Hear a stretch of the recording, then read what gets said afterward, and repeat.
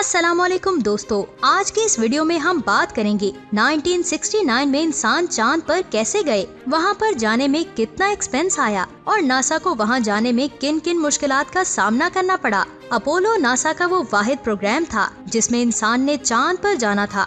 इसके बाद नासा ने इंसान को कभी भी चांद पर नहीं भेजा। इस प्रोग्राम के लिए नासा ने 4 लाख लोगों को हायर किया। आप ये जानकर हैरान हो जाएंगे कि ऐसे करने के लिए नासा को पूरे अमेरिका के बजट का 4.4% बजट खर्च करना पड़ा, जो बहुत ज्यादा था। और आज नासा सिर्फ 0.5% यूएस गवर्नमेंट का बजट खर्च कर रही है। लेकिन यहाँ एक सवाल आता है कि आखिर उस वक्त अमेरिका की गवर्नमेंट इंसानों को चांद पर भेजने के लिए इतना फोकस क्यों कर रही थी। इस बात को जानने के लिए सबसे पहले हम ये जानते हैं कि अपोलो मिशन को क्यों शुरू किया गया। दूसरी जंग अजीम के बाद दुनिया की 2 बड़ी सुपर पावर्स अमेरिका और सोवियत यूनियन के दरमियान तनाव पैदा हो गया। इन दोनों में से हर एक ये साबित करना चाहता था कि उनकी कौम सुपीरियर है। एक दूसरे से आगे बढ़ने के लिए इन दोनों नेशंस के दरमियान दुश्मनी और भी ज्यादा बढ़ गई। पॉलिटिकल इख्तलाफात की वजह से इनमें हर एक ने एक दूसरे की कामयाबी को अपनी जिंदगी के लिए खतरे के तौर पर देखा। अमेरिका परेशान था कि अगर सोवियत यूनियन ने बहुत अच्छा किया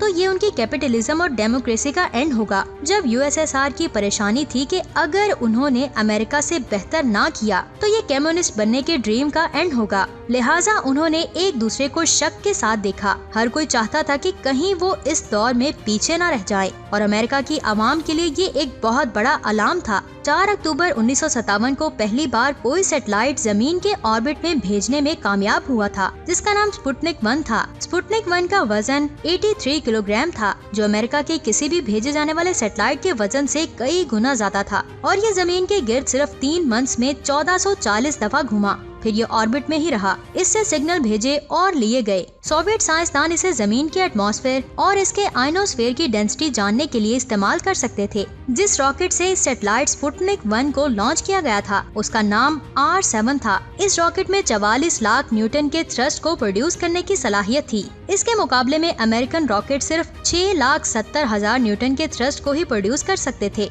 इस खबर ने अमेरिका के लोगों को परेशान कर दिया। इसकी 2 वजूहात हैं। इसमें सबसे पहली बात ये थी कि ऐसा दौर शुरू होने वाला था जिसमें न्यूक्लियर वॉर का बहुत ज्यादा खतरा था, क्योंकि इतने ज्यादा पावरफुल रॉकेट्स बनाने वाली कौम ने अमेरिकन को परेशान कर दिया था। और इससे ये बात पक्की थी कि इस तरह के रॉकेट से न्यूक्लियर पेलोड्स को ले जाना मुश्किल नहीं था। इस बात का भी शक था कि R7 रॉकेट को एक न्यूक्लियर बॉम्ब के साथ ही डिजाइन किया गया था। लेकिन अमेरिका को इससे कोई भी फर्क नहीं पड़ता था, क्योंकि उन पर न्यूक्लियर अटैक पॉसिबल नहीं था, क्योंकि उनका दूसरी कंट्री से जियोग्राफिकल डिस्टेंस बहुत ज्यादा है। लेकिन अमेरिकन इस बात से परेशान थे कि सोवियत यूनियन साइंस और टेक्नोलॉजी में उनसे ज्यादा तरक्की कर रहा था। अमेरिका अपने लोगों को दोबारा से यकीन दिलाने की कोशिश कर रहा था और उस वक्त के प्रेसिडेंट कैनेडी ने अपनी आवाम से प्रॉमिस किया कि वो स्पेस की दुनिया में रशिया को पीछे छोड़ देंगे और इस पर काम शुरू कर दिया। लेकिन उसको बहुत ज्यादा झटका लगा जब उसको पता चला कि उसे अपने प्रॉमिस पूरा करने के लिए बहुत ज्यादा कीमत अदा करनी पड़ेगी। जब 12 अप्रैल 1961 में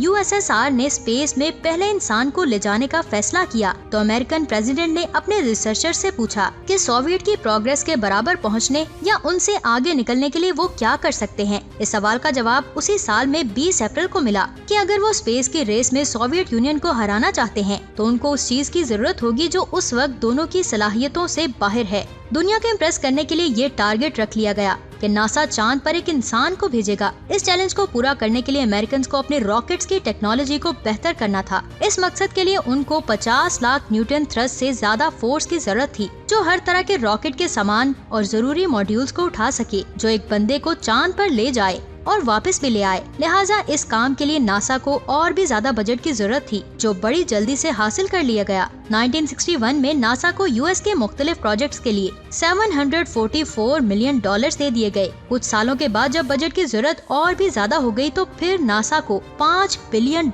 का बजट मिलना शुरू हो गया। नासा ने इन फंड्स को अपने ऑपरेशन को फैलाने, लॉन्चिंग के लिए न्यू साइट्स बनाने और मिशन कंट्रोल सेंटर्स पर खर्च किया। इसमें नासा ने न्यू स्टाफ भी हायर किया, साथ में रिसर्च और डेवलपमेंट के आलात भी खरीदे, जैसे कि वैक्यूम चैम्बर्स जो परफेक्ट वैक्यूम पैदा कर सके। नासा इस बात पर भी गौर कर रहा था कि एक इंसान को 1960 के शुरू में कैसे चांद पर भेजें। इंसान को चांद पर भेजने की बात को एक्सप्लेन करने के लिए बहुत से प्लान्स बनाए गए, जिसमें ये कि वो सिर्फ एक ही बड़ा रॉकेट बनाएं जो सीधा चांद पर जाए और वापस भी आ जाए। इस प्लान का नाम डायरेक्ट एस्केंट रखा गया। इन प्लान्स के साथ बहुत सी मुश्किलात थी। किसी रॉकेट का सीधा चांद पर जाना और वापस आना बहुत हैवी होगा और इसके उठाने के लिए बहुत ज्यादा लिफ्ट की जरूरत थी। इसको जमीन और चांद के ऑर्बिट से निकलने के लिए बहुत ज्यादा फ्यूल को ले जाने की जरूरत पड़ेगी और इस एक्स्ट्रा वेट को साथ ले जाना अमेरिका के रॉकेट की कैपेबिलिटी से बढ़ रहा था। दूसरा आइडिया, जिसका नाम दी अर्थ ऑर्बिट रेंडेसवियस था, इसमें एक रॉकेट को स्पेस में जाकर तैयार करना था। इस आइडिया में भी प्रॉब्लम्स थीं।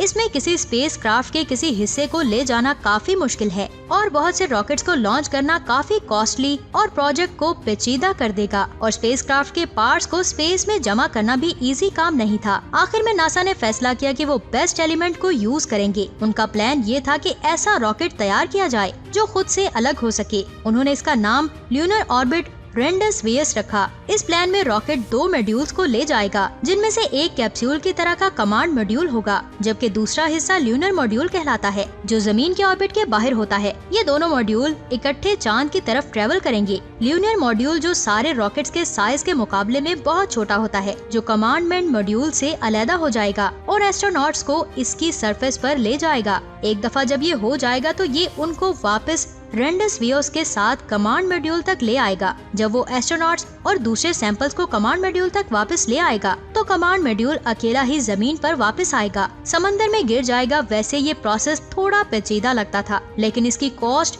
और वेट थ्रस्ट की रिक्वायरमेंट के लिहाज से काफी सस्ता मॉडल समझा गया। नासा इस प्लान के लिए अपनी कंस्ट्रक्शन और टेस्टिंग को शुरू कर सकता था। उनको ऐसे रॉकेट्स तैयार करने की जरूरत थी जो काफी बड़े और पावरफुल हों। उनको स्पेस में अपने एस्ट्रोनॉट्स को भेजने और अच्छी तरह इस सफर के हर मरहले को टेस्ट करने की जरूरत थी, ताकि इस प्रोग्राम की कामयाबी का यकीन हो जाए। अब अपोलो प्रोग्राम शुरू हो चुका था। फिर सन 1969 में इंसान ने पहली बार चांद पर अपना पहला कदम रखा। ये सब सिर्फ और सिर्फ रशिया को पीछे करने के लिए किया गया था। आपको क्या लगता है? नीचे कमेंट्स करके जरूर बताएं और ऐसी अमेजिंग वीडियोस को देखने के लिए हमारे चैनल को सब्सक्राइब, लाइक और शेयर करें।